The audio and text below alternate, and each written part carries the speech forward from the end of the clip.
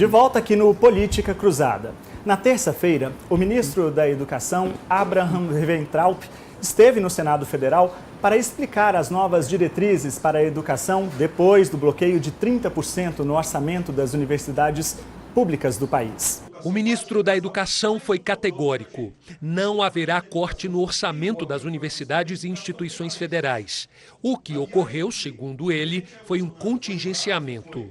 Não há corte, vou repetir, não há corte. Mas se a gente tiver um crescimento econômico com a aprovação da nova Previdência, eu acredito nisso. Passou, é só o que falta. Aumenta a arrecadação, a situação volta a se normalizar, se descontingencia. O bloqueio de 30% do orçamento das universidades federais foi anunciado há uma semana. Aqui no Senado, o ministro apresentou as diretrizes e os programas prioritários do Ministério da Educação. Segundo ele, o foco será na educação básica e na gestão voltada para resultados. Durante a audiência, o ministro criticou o Fundo de Financiamento Estudantil, o FIES. Que o MEC hoje é principalmente ensino superior. A maior parte dos nossos recursos vai para o ensino superior. E falou ainda sobre a autonomia universitária. Eu sou 100% a favor da autonomia universitária. Para mim, mais liberdade para as universidades. Mas autonomia universitária não é soberania universitária. Tá aí então, professor Walder, a gente viu a posição do governo federal. Claro que deu um susto em todo mundo. Acredito que para os gestores das universidades públicas ainda mais.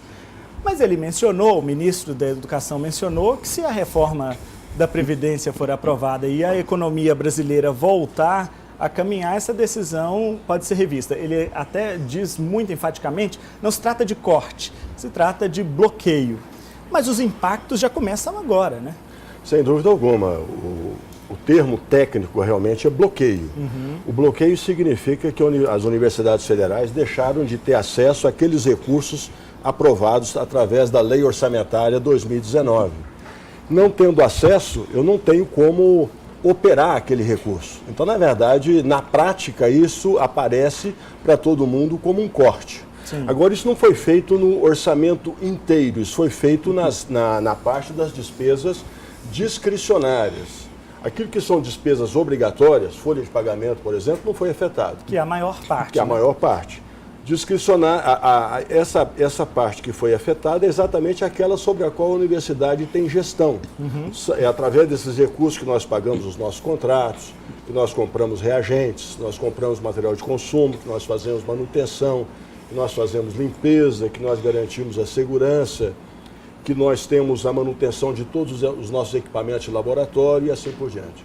Agora, professor, para a gente entender, o orçamento da UF para esse ano passou da casa de 1 bilhão, não é isso? Sim. Quanto tem disso de verba discricionária, desse bilhão? Pois é, o que foi cortado nos levou a um corte de 42 milhões de reais. Certo. O que significa que o nosso valor era por volta de 127 milhões. 127 milhões. Antes da gente falar um pouco das causas, ou melhor, dos efeitos, eu queria falar um pouco dessas causas. Porque se a gente for lá atrás, durante a eleição, a gente vê o então candidato Bolsonaro batendo pesado na questão das universidades, falando levando mesmo para o viés ideológico, né? Até embaixo do guarda-chuva do ideólogo Olavo de Carvalho, que tem aqui, que o ministro da Educação ele faz parte dessa ala olavista, né? Sim. De alguma forma, voltando lá na eleição e tudo mais, os reitores esperavam alguma atitude desse tipo, já que eles dizem que iriam privilegiar a educação básica em detrimento da universidade? Bom, os reitores, eles acreditavam que o novo governo talvez fosse trabalhar no sentido uma maior racionalização do ensino superior. Jamais esperávamos uma medida tão extrema. Desde 2014, nós temos convivido com contingenciamentos, tivemos uma redução dramática na nossa verba de capital. Capital significa investimentos, obras, equipamentos. Nós tivemos uma redução significativa.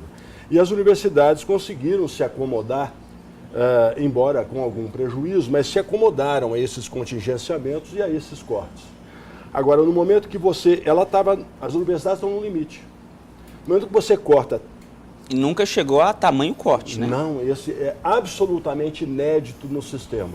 Um corte de 30% nesses recursos, isso realmente causou muita preocupação junto aos reitores e os diretores dos institutos federais. Isso então foi dirigido para as universidades federais e para os institutos federais. A gente viu o ministro da Educação posicionando, professor, que a verba, o dinheiro, o orçamento do Ministério da Educação é grande parte, aliás, a maior parte significativa destinado ao ensino superior. E aí ele inclui também ProUni, ele inclui FIES, que apesar de estar vindo diminuindo com o tempo, mas tem uma verba significativa, em detrimento da educação básica, por exemplo. Quanto educador que o senhor é, qual é a avaliação que o senhor faz disso? A avaliação que eu faço é que, olhando internacionalmente, as nações desenvolvidas, é um falso dilema. Eu não posso deixar de investir numa área para investir na outra.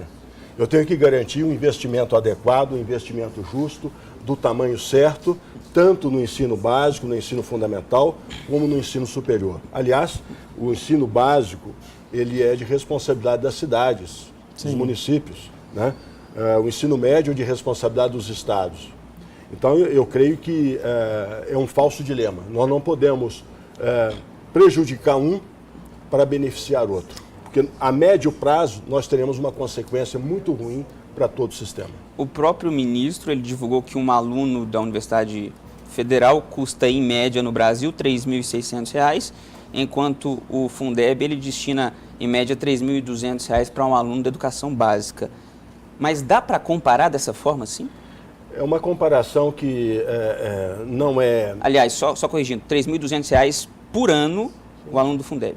Sim, o que acontece é o seguinte, olha, essa comparação direta, ela não é adequada, porque a universidade, quando eu falo do custo por aluno, embutido nisso eu tenho toda a atividade de ensino, de graduação e de pós-graduação, eu tenho toda a atividade de pesquisa que é realizada nas universidades e eu tenho as atividades de extensão, que são aquelas desenvolvidas pela universidade em parceria com a comunidade.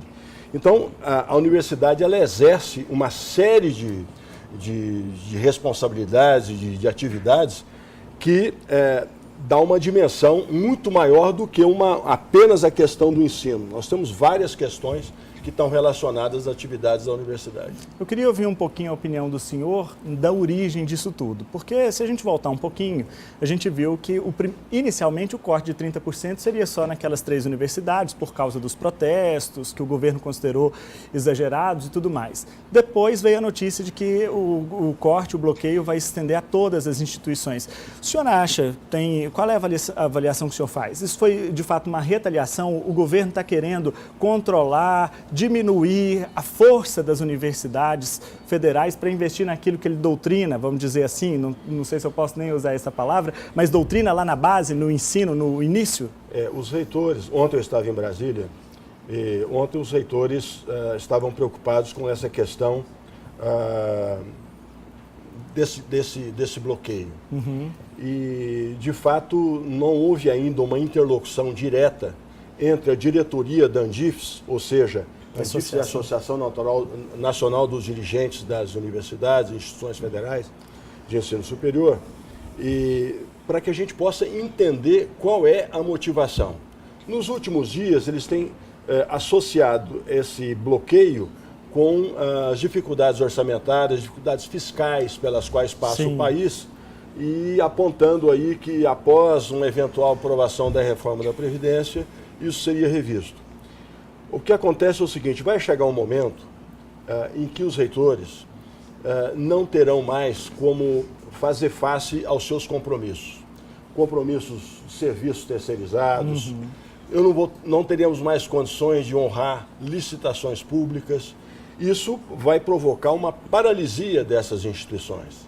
Por isso é uma questão da maior preocupação, né, de todos aqueles envolvidos na educação pública superior no Brasil. Gente, eu quero botar só um temperinho aqui, Túlio, antes de você manifestar, porque Na Universidade Federal de Uberlândia, o impacto desse bloqueio, como disse aqui o professor Valder, será de 42 milhões de reais. E isso, claro, vai refletir nos serviços básicos, como vigilância, como limpeza também, e até mesmo serviços de recepcionistas. Além disso, claro que o impacto influencia as pesquisas, as bolsas, os serviços básicos, como eu disse. Fora isso, tem um outro problema, a economia local. Quais são os impactos disso aqui para o nosso mercado, o mercado de Uberlândia? Bom, o repórter Flávio Soares mostra agora para a gente os reflexos dessa medida do MEC para a UFO e para a cidade de Uberlândia. No Laboratório de Biodiversidade, alunos e professores desenvolvem pesquisas, muitas delas em andamento há 3, 4, 5 anos. O medo por aqui é de que os estudos fiquem no meio do caminho por causa dos cortes na educação. Nós vamos perder pesquisas que estão sendo desenvolvidas na área de saúde, importantíssimas para a nossa região.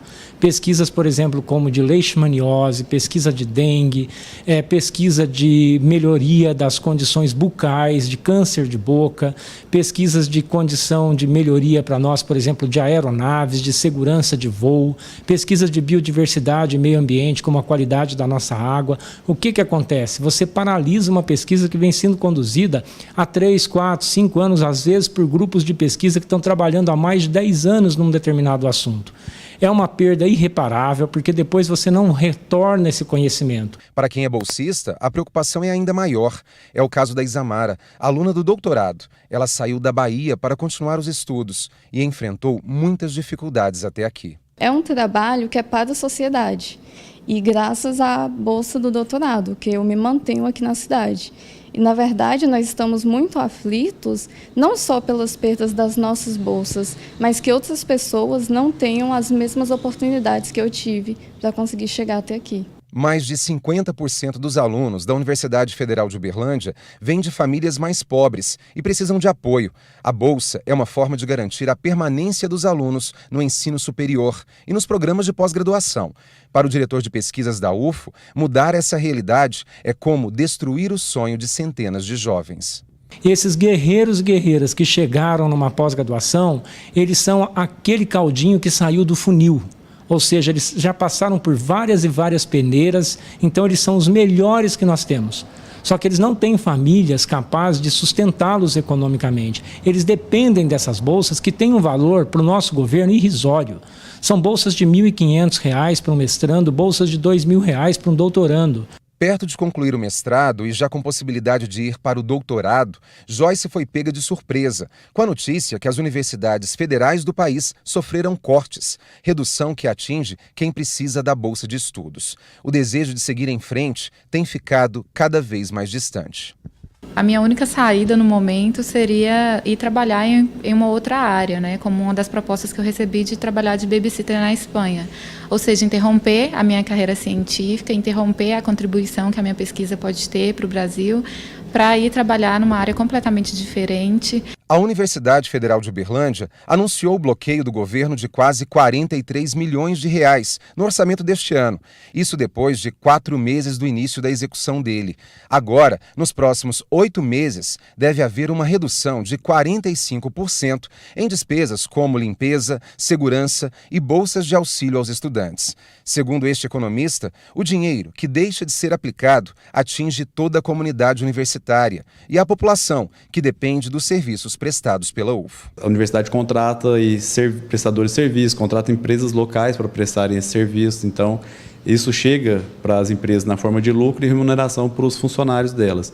Esse salário não fica na mão dessas pessoas. Esses recursos são gastos no comércio local, nos supermercados, nas lojas, nos prestadores de serviços, né? Então, é um efeito em cadeia que tem um efeito muito maior do que esse impacto inicial anunciado de corte. Então, a sociedade, só para fazer um paralelo, assim como a gente comemora no período ali do final do ano, que todo mundo fica ansioso pela vinda de recursos, tipo do 13º, que traz mais recursos para o comércio local, esse corte anunciado aí de 42 milhões tem um impacto para o comércio, é menos dinheiro em circulação na economia. Na nota oficial dada pela reitoria da UFO, atividades de ensino, pesquisa e extensão serão afetadas. As obras na universidade também estão comprometidas. Aqui no Campus Glória, aquele bloco lá no fundo, que está na fase final de acabamento, alunos e professores do curso de Engenharia Aeronáutica devem passar a ocupá-lo a partir de junho desse ano. Pelo menos essa é a previsão. Nos 2 blocos em funcionamento desde 2016, hoje abrigam 4 cursos de graduação. Agora, o 4º bloco de pesquisas, bem ali em frente, ele está parado. Apenas a estrutura de alvenaria foi montada. Havia uma previsão de que a construção fosse recomeçada este ano, mas como não tinha dinheiro em caixa, nada aconteceu. Já os campos de Ituiutaba, no Pontal do Triângulo, e Patos de Minas, no Alto Paranaíba, tiveram as obras retomadas com parte do orçamento aprovado pela Lei de Diretrizes Orçamentárias. Agora, com menos dinheiro ainda para fechar as contas em 2019, até a construção do campus de Patos de Minas, que se arrasta por 8 anos, pode ter novas paralisações. Possivelmente, só o primeiro prédio será concluído até o fim deste ano. Se for confirmado esse corte de 30%, sim, pode comprometer a construção desse segundo bloco. Lembrando que o que já foi empenhado para o primeiro bloco do campus Patos de Minas não será prejudicado, uma vez que ele já foi empenhado. Então as obras continuarão normalmente até o final do ano, até onde tem já esse dinheiro empenhado. O bloqueio de 30% no orçamento não vai atingir salários de técnicos e professores, mas os contratos com prestadores de serviços serão revistos e com a possibilidade de cortes, o que pode gerar problemas também na economia local. Esse impacto inicial ele vai propagando por toda a economia, né? E os atores vão absorvendo esse impacto. Então, o empresário que já está com o lucro ali sacrificado, seria um grande fornecedor da UFO, ele consegue absorver e perder esse cliente, ou ele vai decidir fechar o negócio, ou vai decidir demitir. Então você vai tendo, os efeitos negativos vão se propagando pela comunidade também, né? O comércio também deve sentir diretamente uma queda nas vendas. Pessoas que vão deixar de comprar até mesmo produtos de primeira necessidade. Isso é muito impactante para o comércio, já que o nosso segmento ele é de primeira importância na vida do cidadão. Todo provento que ele tem no mês, ele consegue e vai se pagando primeiro as primeiras emergências, que é do nosso segmento do comércio, né? Seja o alimento, seja o calçado, seja a mão de obra, mas tem muito a importância do provimento do dinheiro. Então, quando se corta o recurso, vai se cortando contratos, vai se cortando mão de obras, e a pessoa, quando não tem o serviço, ele não tem como também fazer compromisso para usar no seu lar. A esperança é que o governo volte atrás e mantenha os recursos que estão previstos desde o ano passado. Enquanto isso, os alunos continuam apreensivos e preocupados com o futuro. Esse corte de verbas acaba, de certa maneira, destruindo os nossos sonhos, que nós batalhamos muito para estar aqui, e também acaba prejudicando a sociedade como um todo, porque nós sustentamos a Universidade Federal de Uberlândia, a 4ª maior em pesquisas do estado, abastecendo hospitais, entre outros, e se nós não tivermos investimentos para isso, não tem como continuar com essas pesquisas e estudos, e a nossa saúde também vai se degradar, não só o nosso conhecimento. Bom, a gente viu aí, Túlio, os impactos são vários. Eu, inclusive, professor, conversei com alguns fornecedores, prestadores de serviços da UFO, conversei com o representante da empresa que fornece recepcionistas, o representante da empresa de vigilância, e há uma tensão muito grande nesse setor, porque eles estão com medo. Olha, Danilo, eu não quero falar sobre isso, vamos esperar as coisas se firmarem. O senhor disse que não teve ainda diálogo nenhum com o governo. Eles também se queixam disso, porque não sabem até onde esse impacto vai chegar. As notícias, por enquanto, estão pela imprensa, mas exatamente porque a universidade está fazendo as avaliações, esperando para ver a temperatura dessa medida, né? Agora, a preocupação é a seguinte: se realmente o reitor cortar o nosso contrato aqui, nós vamos ter que demitir funcionário. E demitir funcionário aumenta o desemprego, diminui a circulação de dinheiro na economia, e aí é aquela bola de neve que a gente conhece. Danilo, olha, essa é a última coisa que eu penso fazer. Eu acho profundamente injusto uma medida dessa natureza acabar na mão do nosso funcionário terceirizado, trabalhador. Ele já tem um salário pequeno diante da do contexto da economia local, e é uma penalização que eu não gostaria de provocar. Então nós estamos pensando como fazer para evitar esses cortes dramáticos que se avizinham aí.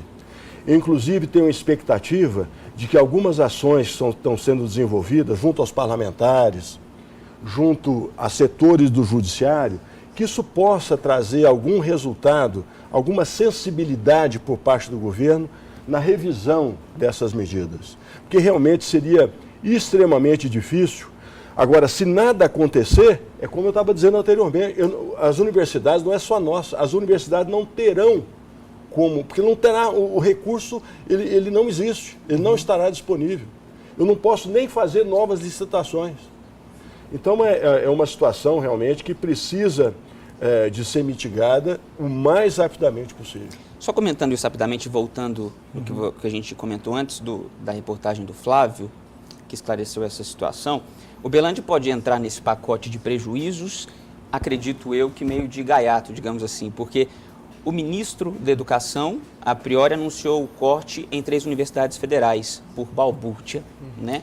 Segundo o que ele apresentou. Mas provavelmente ele foi alertado por um jurista que isso seria ilegal, não poderia fazer nas 3, então vamos cortar de todo mundo.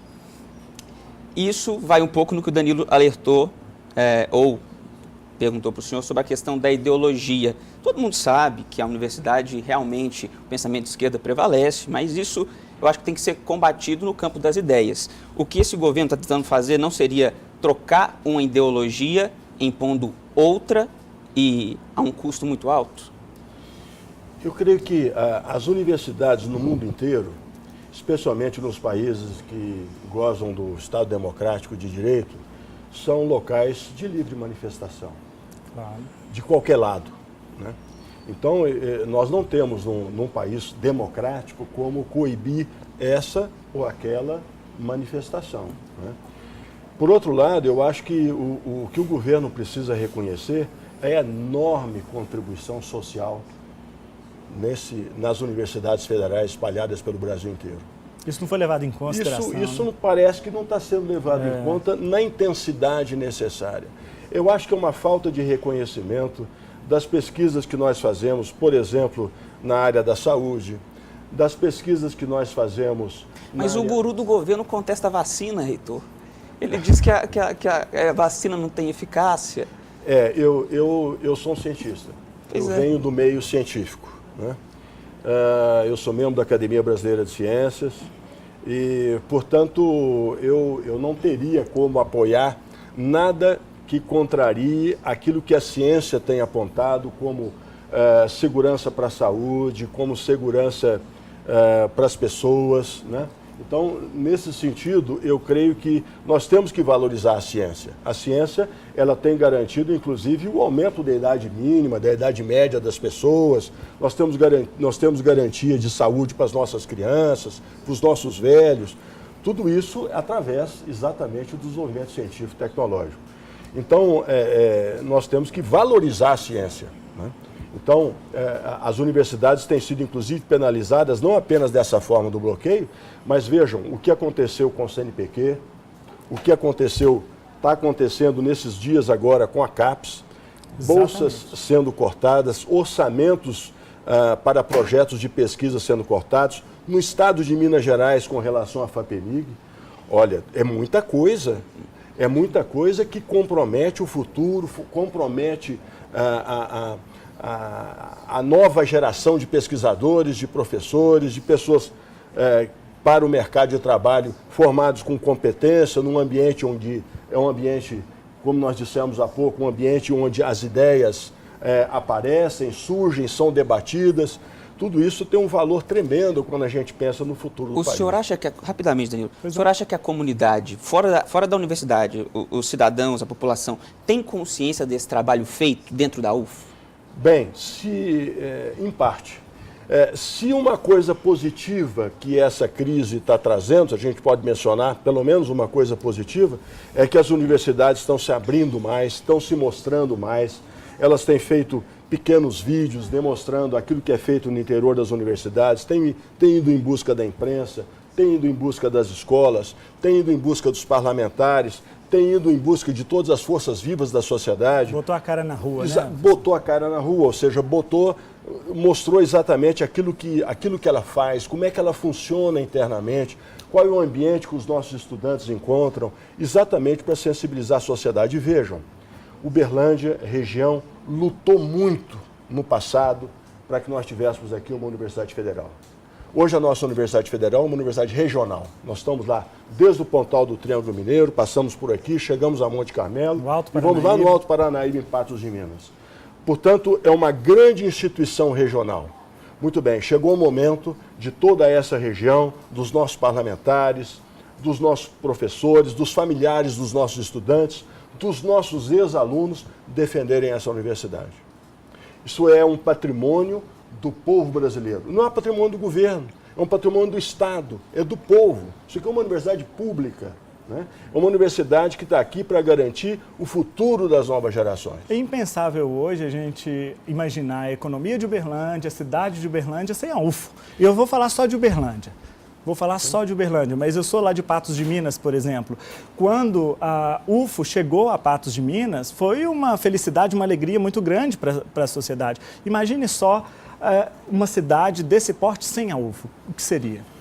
Outro dia, eu numa reunião na prefeitura, eu disse para os presentes que Uberlândia é o lar da Universidade Federal de Uberlândia. É claro que ela tem outros lares hoje, mas a origem, é aqui. O lar da Universidade Federal de Uberlândia é essa nossa cidade que nos acolheu, que lutou para que nós estivéssemos aqui. Por isso nós precisamos, nesse momento, a compreensão de toda a sociedade. Quando eu pergunto se a sociedade tem consciência desse trabalho da UFA, é justamente por isso, por essa importância, porque a gente não vê uma mobilização tão grande depois que esse corte foi divulgado, como foi lá atrás, na época da Copa, que todo mundo pediu educação padrão FIFA, então eles tinham que pedir agora uma educação. Eu acredito que isso ainda está começando agora, né? A gente está vendo alguns movimentos de pesquisadores, de alunos. Há uma tensão muito grande. Nossa reportagem esteve nos campi nessa semana e acompanhou assim, a aflição dos alunos, a aflição dos pesquisadores. Eu acho que no popular brasileiro a ficha está caindo agora e eles estão tomando ciência dos impactos e dos problemas que isso pode causar, né, professor? É que esse corte é tão grande do ponto de vista das nossas necessidades para garantirmos o funcionamento do ano escolar de 2019, que eu acho que nem as pessoas estão acreditando nisso ainda. Exatamente. Não tem noção, a impressão das consequências, né? Uma coisa que está nos ajudando, isso é específico aqui da Universidade Federal de Uberlândia, as nossas contas, até essa semana passada, que se encerrou, elas estão em dia. Isso é muito bom, porque nós não temos pendências, né, de contratos, de luz elétrica, internet. Isso está tudo ok. Isso está tudo ok. Quer dizer, isso... Os fornecedores também. Os fornecedores também. Nós estamos em dia, né? Uma outra coisa também, nós estamos numa situação favorável com relação ao nosso hospital de clínicas, né? Quer dizer, o hospital está... Embora seja um equilíbrio sempre muito instável, porque as demandas da área de saúde são enormes, mas esse bloqueio não atinge a área de saúde. Isso é muito importante. O que tem de verba discricionária no atendimento do hospital de clínicas? Vai o quê? Pega vigilância? Pega vigilância, pega limpeza, pega alguns recepcionistas. Mas é um impacto discreto. Mas é um impacto que há outras formas da gente conseguir, eu tenho impressão, equilibrar. Então, a área da saúde, esperemos, ela está preservada. Então, é importante para a população ter tranquilidade com relação a isso. Vamos esperar que fique assim, né? Esperemos que fique assim. Bom, a gente vai fazer um intervalo comercial agora e na volta do bloco a gente continua aqui conversando com o reitor da Universidade Federal de Uberlândia, professor Walder Steffen, e também o jornalista Túlio Amâncio. É um minuto só, a gente volta já.